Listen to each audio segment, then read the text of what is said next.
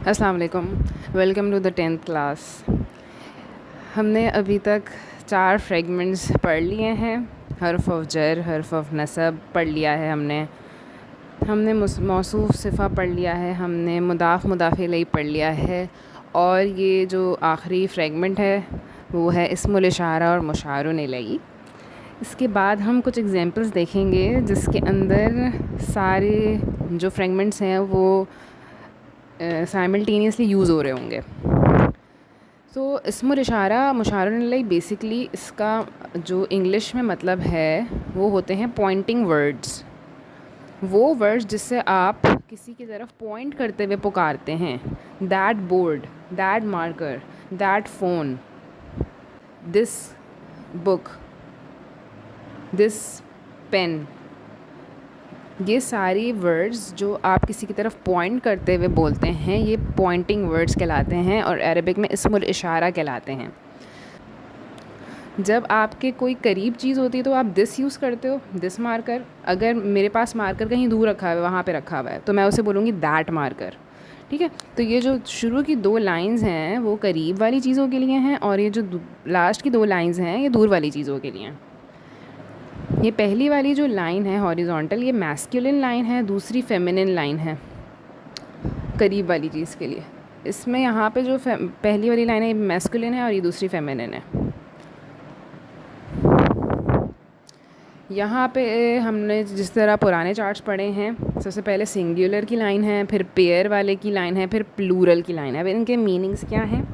हाजा का मतलब है दिस, इसका मतलब भी दिस है लेकिन ये फेमिनिन लाइन है। ठीक है। दीज टू, 2 चीज़ों की बात हो रही है। प्लूरल है दीज।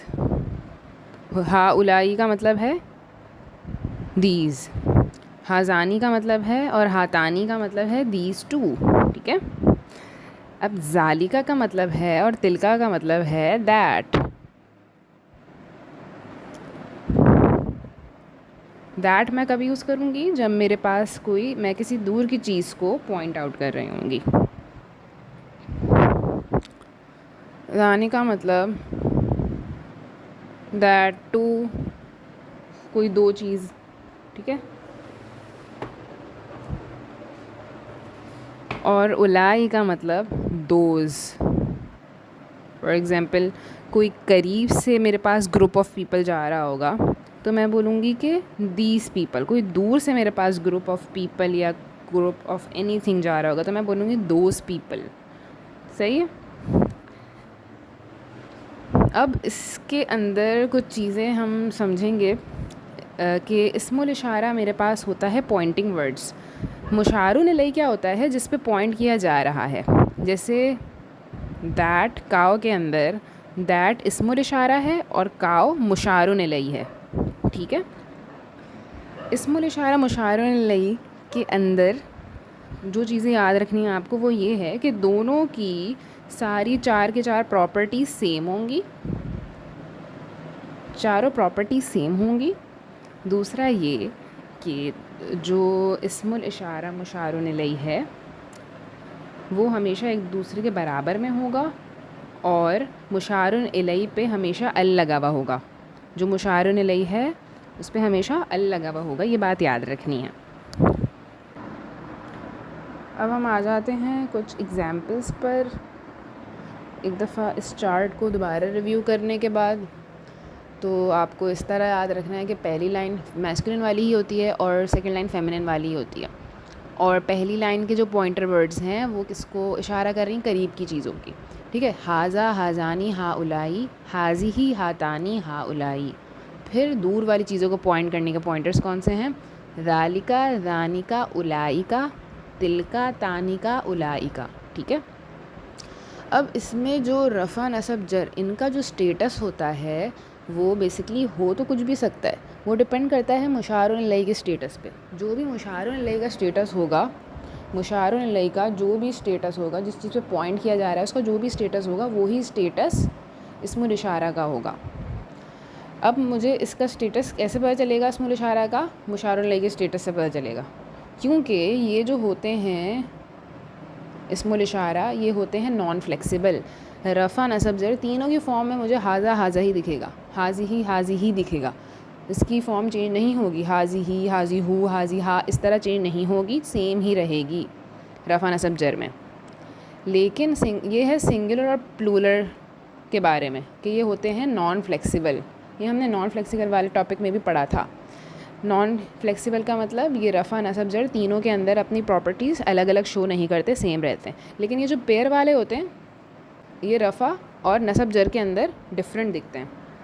तो ये वाली जो फॉर्म है हमारे पास रफ़ा की फ़ॉर्म है, इसकी नसब ज़र की फ़ॉर्म क्या होगी वो मैं बराबर में लिख रही हूँ। जैसे मुस्लिम चार्ट के अंदर एंडिंग कॉम्बिनेशन होती है ना, वैसे ही आएगी।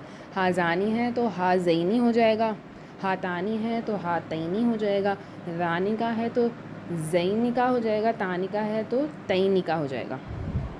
ठीक है, सिर्फ पेयर वाले जो है पार्टली फ्लेक्सिबल होते हैं, बाकी जो सारे मेरे पास पॉइंटर वर्ड्स हैं ये नॉन फ्लेक्सिबल होते हैं बिल्कुल।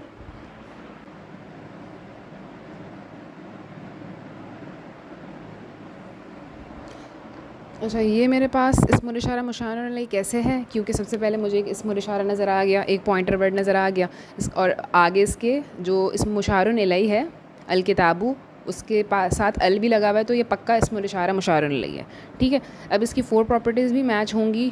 इसका जो स्टेटस है वो किताबू है, मतलब रफ़ा है, इसका स्टेटस भी रफ़ा होगा क्योंकि इसके स्टेटस पॉइंटर का स्टेटस मुशारुन अलैहि से पता चलता है। ठीक है, क्योंकि ये नॉन फ्लेक्सिबल होते हैं, इनका नज़र नहीं आ रहा होता स्टेटस। ये रफ़ा है। अल किताबू का जेंडर जो होगा वो ही इसका होगा, मैस्कुलिन है, ये भी मैस्कुलिन होगा। ये जो है अल किताबू सिंगुलर है, ये भी सिंगुलर होगा। ये जो है ये सिंगुलर, अच्छा ज़ालिका सिंगुलर हमें पता है कि ज़ालिका सिंगुलर है, क्योंकि ज़ालिका की जो पेयर और प्लूरल की फॉर्म है वो है ज़ानिका और उलाइका। ठीक है, तो ये सिंगुलर हमें ऐसे पता चला। उसके बाद इसका जो स्टेटस है अल लगा हुआ है तो प्रॉपर है, तो ये भी हमेशा क्या होगा, प्रॉपर ही होगा। जो इस्मुल इशारा है वो भी हमेशा प्रॉपर ही होगा, क्योंकि मुशारुन अलैहि पे हमेशा अल होता है, उस पर हमेशा प्रॉपर होता है। तो ज़ालिकल किताब का मतलब क्या है, ज़ालिका का मतलब है दैट, और अल किताब का मतलब है द बुक। तो जब ये इस्मुल इशारा मुशारुन अलैहि मिलेंगे तो ये इसकी मीनिंग होगी दैट बुक। अगर इस पर एल नहीं होता, अगर ये होता ज़ालिका किताबू, तो मेरे पास दैट बुक नहीं होता, ये मेरे पास बीच में इज़ आ जाता, दैट इज़ अ बुक। लेकिन क्योंकि यहाँ पे अल लगा हुआ है तो ये एक इस्मुल इशारा मुशारा अलैहि है, एक फ्रेगमेंट है, और इसका मतलब होगा दैट बुक। अच्छा, यहाँ पे मैंने एक सेंटेंस लिखा है, इसके अंदर मेरे पास एक से ज़्यादा फ्रेगमेंट यूज़ हो रहे होंगे, और हम इस एक्सरसाइज को देखते हैं। मेरे पास सबसे पहले ज़ालिका लिखा हुआ है जो कि एक पॉइंटर है। हमने अभी पढ़ा है कि ज़ालिका का मतलब होता है दैट। अच्छा, उसके बराबर में मेरे पास एक इस्म है, नज़र आ रहा है मुझे, जिसके आगे अल नहीं लगा हुआ, तो ये जो है मेरे पास मुशारुन अलैहि नहीं है। मताऊ का मतलब है इन्जॉयमेंट, इसका मतलब दैट इन्जॉयमेंट नहीं होगा। मैंने बोला था जब अल नहीं आता तो बीच में इज़ लग जाता है, तो इसका मतलब हो जाएगा दैट इज़ इन्जॉयमेंट। क्योंकि इसमें अल नहीं आ रहा है तो this is not an example of इस्मुल इशारा मुशारे अलैहि, याद रखना है। फ्रैगमेंट क्या होता है, that book, this pen, those people, ये फ्रैगमेंट है। That is a book is not a fragment, it's a sentence. तो यहाँ पे भी ये मेरे पास एक सेंटेंस बना है, ज़ालिका मताऊ एक सेंटेंस है इन इट सेल्फ, अगर आगे के भी ना हो तब भी एक सेंटेंस है। जब मेरे पास अल नहीं होता तो हमेशा इज़ लग जाता है बीच में। ठीक है, सेंटेंसेस हम आगे पढ़ेंगे, बट एक बेसिक आपको एक कॉन्सेप्ट इससे मिल जाएगा।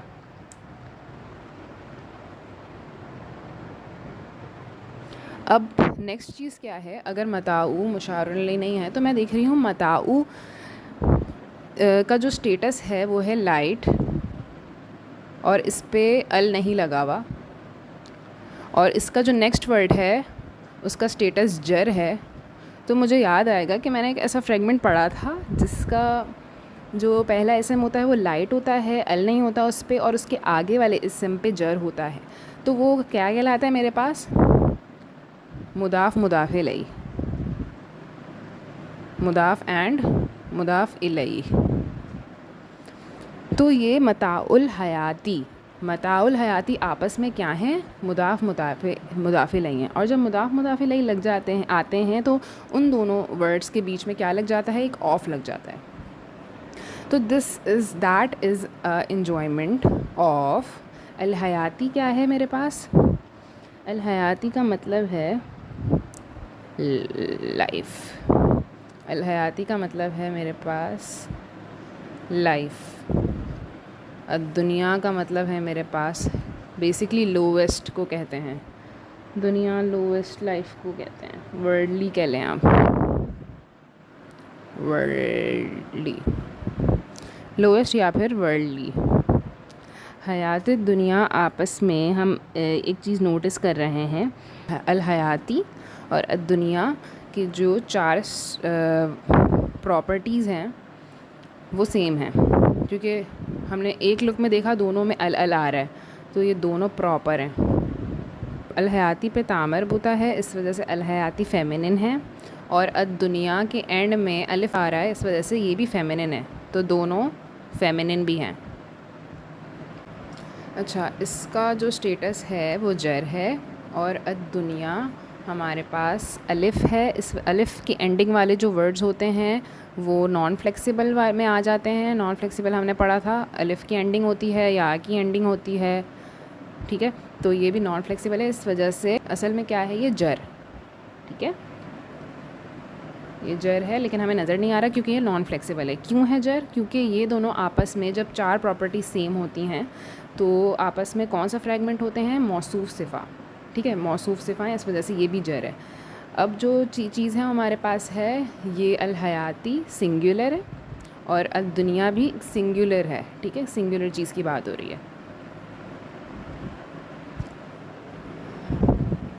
तो इन दोनों की चारों प्रॉपर्टीज़ मैच हो रही हैं, इसका मतलब है कि ये क्या है? मौसूफ़ सिफ़ा। इसमें सिफ़ा क्या है, मौसूफ़ क्या है? सिफ़ा एग्जेक्टिव को कहते हैं, और मौसूफ़ जिसके बारे में बात हो रही होती है उसको कह रहे होते हैं। तो ये पहला वाला जो हमेशा वर्ड होता है वो मौसूफ़ होता है, और ये सिफ़ा। और इंग्लिश में जब ट्रांसलेट करते हैं तो सिफ़ा पहले आता है और मौसूफ़ बाद में आता है। तो अब दुनिया पहले आएगा, लोवेस्ट या फिर वर्ल्डली, और इसका मौसूफ़ बाद में आएगा जो कि है लाइफ। लाइफ को डिफ़ाइन कर रहे हैं, लाइफ कैसी है, लोवेस्ट है या वर्ल्डली है, ठीक है। तो इस हमारे पास सेंटेंस का मतलब क्या हो गया? ज़ालिका मताउल हयात दुनिया का मतलब है that is a enjoyment of lowest life. तो ये हमारे पास एक 2-3 फ्रैगमेंट्स यूज़ हो रहे हैं एक साथ, ठीक है। हमने अभी तक 5 फ्रैगमेंट्स पढ़ लिए हैं, और इसके बाद अब नेक्स्ट हम जो है सेंटेंसेस पर आ जाएंगे इंशाल्लाह। और आज जो आखिरी चीज़ मैं डिस्कस करने जाऊंगी वो है हर्फ अतफ़। हर्फ अतफ़ क्या चीज़ है? हर्फ अतफ़ का मतलब होता है कनेक्टिंग लेटर्स। इंग्लिश में क्या चीज़ें हमारे सेंटेंस में कनेक्ट करती हैं? हुरूफ अल अतफ़, उसका मतलब है कनेक्टिंग लेटर्स। किसी 2 इस्म को कनेक्ट करने के लिए हमें कुछ लेटर्स चाहिए होते हैं। फॉर एग्ज़ाम्पल एंड, जो सबसे कॉमन कनेक्टिंग लेटर हर्फ अतफ़ है अरबिक में वो है वा। वा का मतलब होता है एंड। फॉर एग्ज़ाम्पल अल्लाहु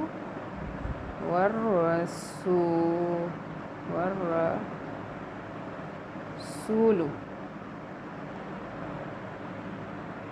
क्या मतलब हो जाएगा? अल्लाह एंड द मैसेंजर।